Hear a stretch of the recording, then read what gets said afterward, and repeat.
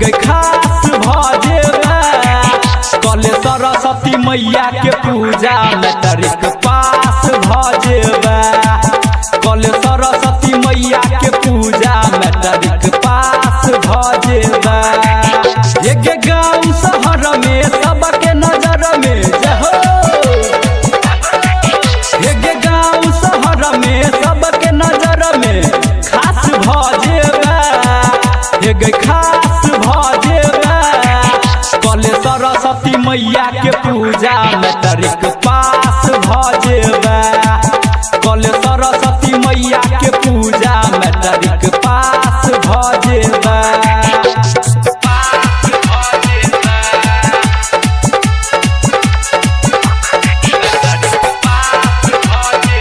presented by DD Production House, Sakri.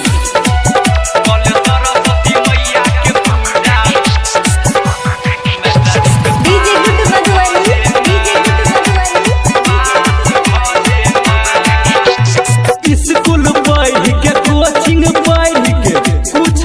नहीं होतौगे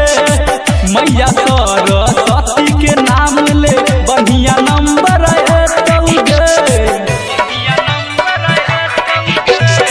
school पढ़ के कोचिंग पढ़ के कुछ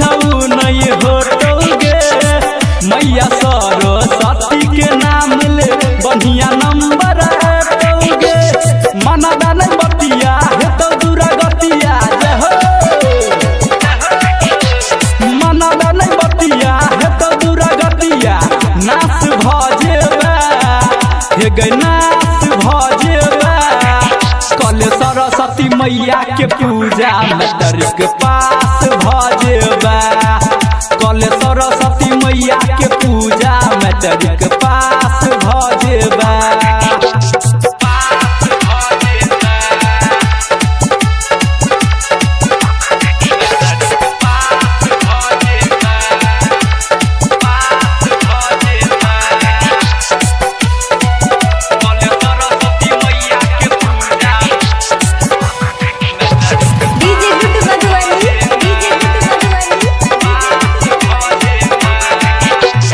पहिल चाहे केतबो छौरी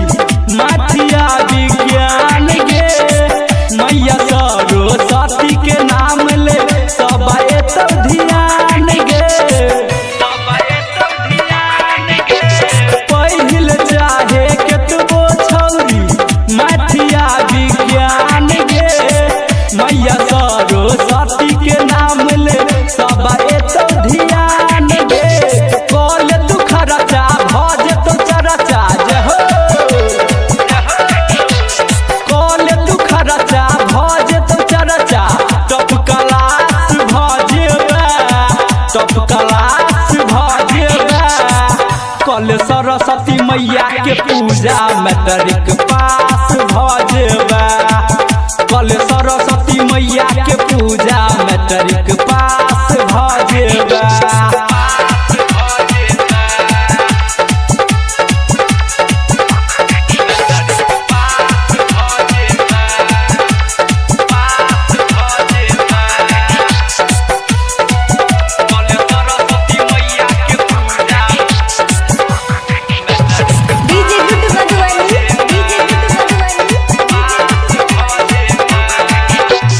राइटर हरि नंदन के तू मान लेना बात गे प्रदीप सावरिया देतो छौरी तोरा साथ गे राइटर हरि नंदन के तू मान लेना बात गे प्रदीप सावरिया देतो छौरी तोरा साथ गे खुश नहीं रहबा दुख खाली सहबा जहो खुश नहीं रहबा दुख खाली सहबा सुनो उदास भजेबा गई उदास भजेबा कल सरस्वती मैया के पूजा मैट्रिक पास भजेबा कल सरस्वती मैया के पूजा मैट्रिक पास